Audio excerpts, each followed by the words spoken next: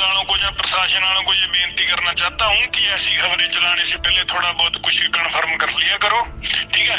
बिना बात के किसी को देशभक्त या देश के गद्दार का सर्टिफिकेट ना दे दिया करो। इस पे जो हमला हुआ है वो मैंने और रोहित गोदारा भाई ने करवाया है, पर हमारी अनमोल बिश्नोई से अब बनती नहीं है।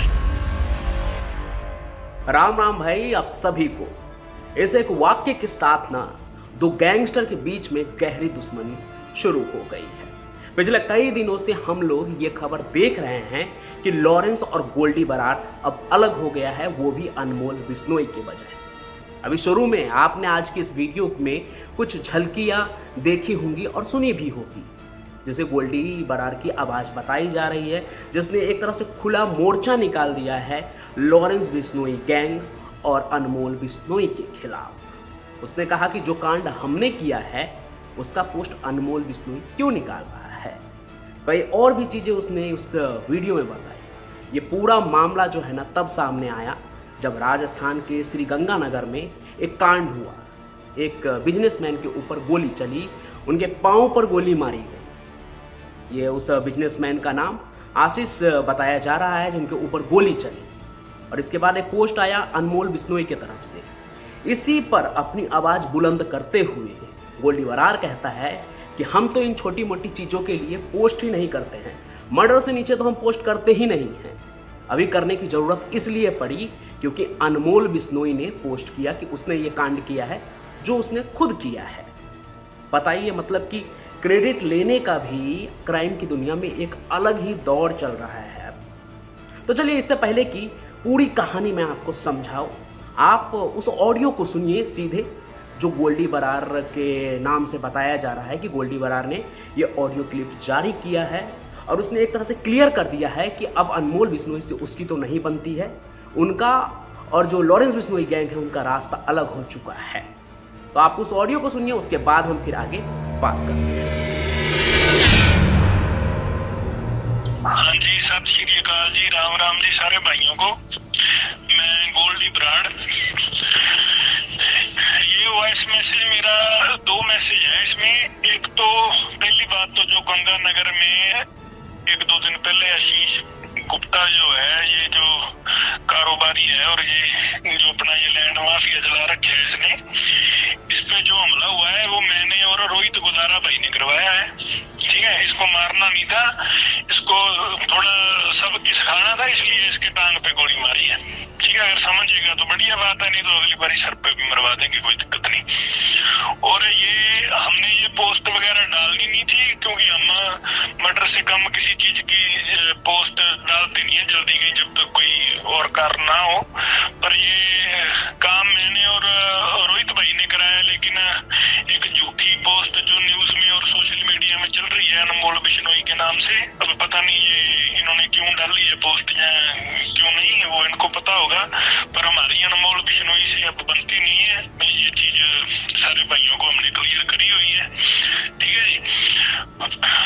और दूसरी बात, पिछले कुछ दिनों में राजस्थान में झुंझुनू इलाके में या 1-2 जगह पे और अजमेर और 1-2 जगह पे और न्यूज आई है, और कोई ऐसे करके न्यूज चल रही है कि गोल्डी बराड़ ने ISI के लिए या पाकिस्तान के लिए फंडिंग मांगी।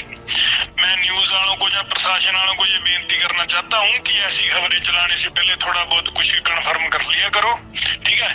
बिना बात के किसी को देशभक्त या देश के गद्दार का सर्टिफिकेट ना दे दिया करो। कम से कम थोड़ा बहुत पता करे करो, कम से कम मेरी आवाज तो होनी चाहिए ना उस बात में, ठीक है। जो हमने करे है वो शरेआम करे है, पर जो भी ये बंदे ये चाणक्य नीति चल के जो हमारा नाम खराब करना चाहते हैं, नेगेटिविटी फैलाना चाहते हैं, ऐसे काम नहीं बनेगा भाई, ठीक है। दुनिया को सबको इतनी समझ है, अगर हमने आज तक कितने सालों में ऐसी हरकतें नहीं करी तो आगे क्या ही करेंगे। बाकी समा बता देगा कौन देशभक्त है और कौन देश का गद्दार है, ठीक है। हम पंजाब में बड़े पले हैं, ठीक है। पंजाब भी हिंदुस्तान का हिस्सा है, हम कभी भी देश के खिलाफ नहीं चलेंगे, नमक हराम नहीं है, ठीक है। जो हमारी दुश्मनियां हैं, वो चाहे कोई मंत्री हो चाहे कोई पुलिस वाला हो, जिनसे हमारी नहीं बनती उनसे नहीं बनती, जिनसे बनती है वो बनती है, कोई देश वाली इसमें कोई बात है नहीं, ठीक है भाई। राम राम सारे भाइयों को। तो ऑडियो सुन के तो आपको ये साफ हो गया होगा कि अब लॉरेंस बिश्नोई गैंग का जो है ना एक तरह से स्ट्रक्चर क्या होने वाला है। गैंग बढ़ चुका है। लॉरेंस बिश्नोई और गोल्डी बरार, जिसे कभी एक कहा जाता था, मतलब दोस्त बताए जाते थे, ये एक जेल के अंदर था और उसके इशारों पर काम करने वाला गोल्डी बरार जो मास्टरमाइंड होता था वो बाहर था। अब ये दोनों अलग हो चुके हैं। बात है मंगलवार की। मंगलवार के सुबह 10 बजे बताया जाता है कि श्री गंगानगर राजस्थान का मामला है कि वहाँ पे सुबह के 10 बजे जिम से जब आशीष नाम के एक बिजनेसमैन, जो कि रियल एस्टेट की दुनिया में बिजनेसमैन है, वो बाहर निकले, तभी कुछ घात लगाए गुंडों ने उन पर हमला शुरू कर दिया। पूरा जो ये हमला है सीसीटीवी में कैद भी हुआ और इस हमले से आसपास के लोग भी काफ़ी एक तरह से आतंकित हुए। गोलियां चल जाए तो किसे डर नहीं लगता है। हमला हुआ, गोली पांव पर मारी गई और इसके बाद बात चलने लगी कि अनमोल बिश्नोई ने ये कांड करवाया है, लॉरेंस बिश्नोई गैंग ने ये कांड करवाया है। पोस्ट भी शायद जारी हुआ था, मंगलवार की घटना थी ये।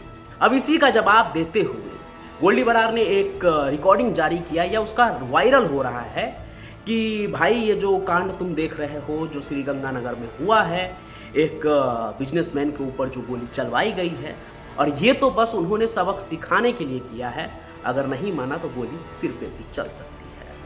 बाकी आपने ऑडियो में पूरी बात भी सुनी होगी जो गोल्डी बरार बता रहा है कि कितना दम रखता है वो, और उसने ये भी इसमें तो क्लियर ही कर दिया उसने कि गोल्डी का जो है अब अनमोल बिश्नोई से नहीं बनता है। लॉरेंस के जो दो खास थे, एक अनमोल बिश्नोई उसका अपना भाई, एक गोल्डी बरार जो बाहर रह के, जेल से बाहर रह के विदेश में बैठ के क्राइम ऑपरेट कर रहे थे, और इस वजह से लॉरेंस बिश्नोई और गोल्डी बरार के बीच में भी दरार आ गया। और अब ये झगड़ा एक तरह से आप समझिए कि शुरू हो गया है। आगे और न जाने ऐसी कई टकराव होंगे। आज तो बस पोस्ट को लेकर एक विवाद हुआ है कि भाई जो कांड हमने किया उसका क्रेडिट वो कैसे ले सकता है। इसके अलावा भी देशभक्त और गद्दार होने की बात पर भी गोल्डी बरार का एक मैसेज दिख रहा है उस वॉइस ओवर में कि तुम किसी को भी देशभक्त कहते हो, किसी को भी गद्दार कहते हो।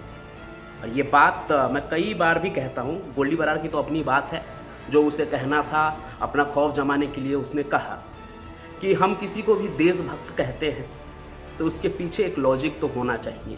काफ़ी सारे लोग लॉरेंस बिश्नोई को देशभक्त मानते हैं, उनको लगता है कि वो देश विरोधी ताकतों के साथ लड़ाई कर रहा है।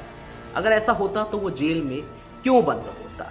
खैर, ये तो कानून का सवाल है, कोर्ट तय करेगी कि कौन क्या है नहीं है। फिलहाल एक तरह से आप देखें तो लॉरेंस बिश्नोई गैंग बन चुका है।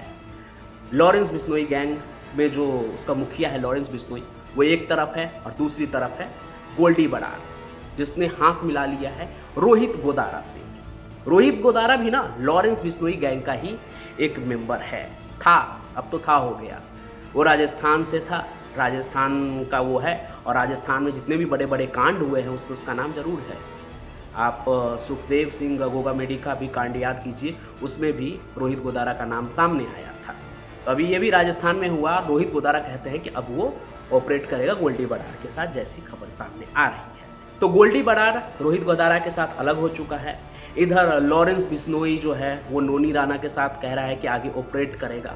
वैसे लॉरेंस बिश्नोई गैंग में और भी बहुत सारे लोग हैं हरियाणा के लिए, जैसे आप समझिए काला जठेरी है जो कि अभी जेल में बंद है, दिल्ली में उसका हासिम बाबा है। तो इस तरह की गैंग के आपस में टकराने की खबर हो सकती है कि आगे और भी आए। आज ये गोल्डी बरार के नाम से एक ऑडियो क्लिप काफ़ी वायरल हो रहा है, न्यूज़ चैनल पे भी आने शुरू हो गए हैं।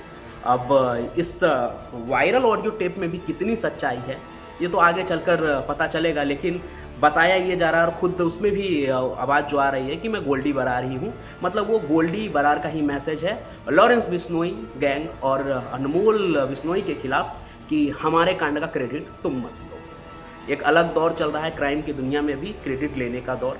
बाकी इन सभी चीज़ों पर आप क्या सोचते हैं वो भी कमेंट करके ज़रूर लिखें।